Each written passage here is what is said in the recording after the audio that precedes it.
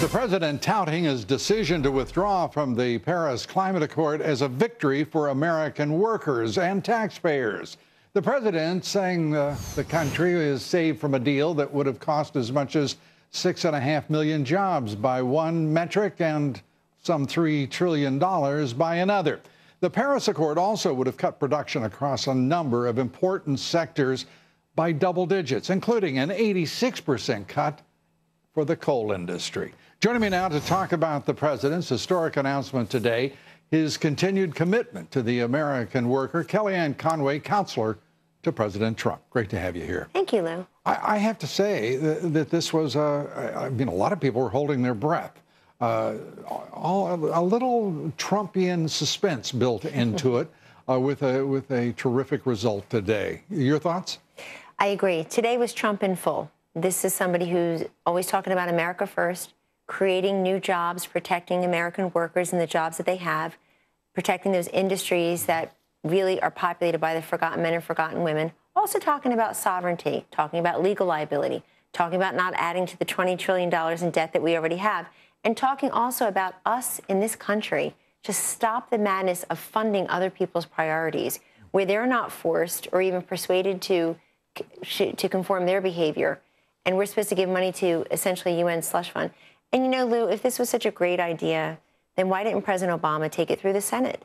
You know, put it through ratification. He did his end run around Congress with both the Iranian nuclear deal and the Paris Accords. If these are such wonderful ideas, such historic moments for the globalists, then why not? Why go right around Congress? So that's something else. That's the way the swamp works, and the way that the people that elected Donald Trump don't want the swamp to work anymore. Well, a president going to the Senate with an agreement that is a treaty in effect, and treating it as a treaty would be a reverse of just, at least two presidencies. And it's just a remarkable thing to think about.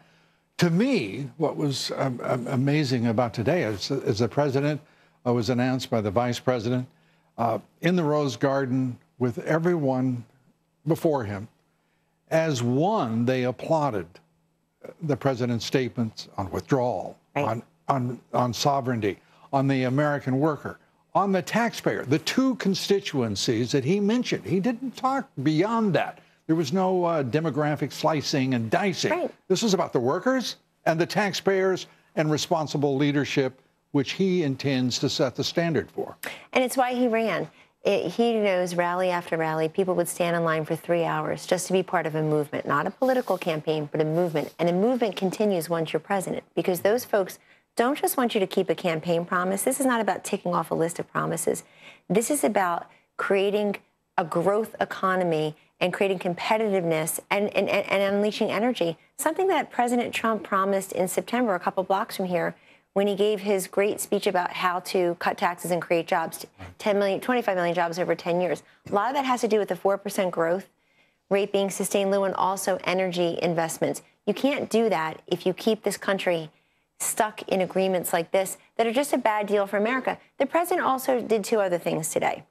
One is he made very clear that he'd be willing to renegotiate or re-enter this accord or a different one. Yes. Very similar to what he did with TPP. Let's get out of it. It doesn't mean I don't like bilateral trade agreements. It means I like ones that don't screw America and American workers. And that's what he's committed to do in all of these. The second thing that was very clear today is it's June 1st. It's not February 1st. He took months to execute on this. Why? Because he did what leaders do. He took the insights and inputs and ideas of other people who disagree with him, weighed those consequences, and came to the same conclusion. Yeah, it's interesting to the reaction here. Tom Steyer, a billionaire donor for the Democratic Party. Let's put that up if we could.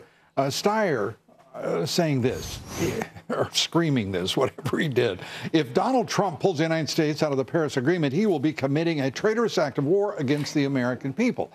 Steyer, all he did was set the standard for the enviro left, the Dems, who reflexively are going to shout again hysterically at the president for having made a mature, responsible leadership decision on behalf of the American people. Well, Tom Steyer did something else, Lou, over the last couple election cycles.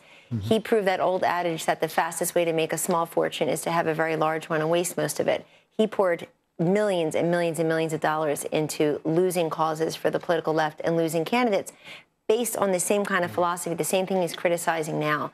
Look, I've got a great job. You've got a great job. I've got health care benefits. I probably have retirement security. I got a lot of blessings in this world. A lot of folks out there do not. And that's who Donald Trump is thinking about. He's not thinking about the rich billionaires. He's not thinking about the mainstream meeting the Acela corridor. He made a promise to these folks. He sees the shutters being, the factories being shuttered.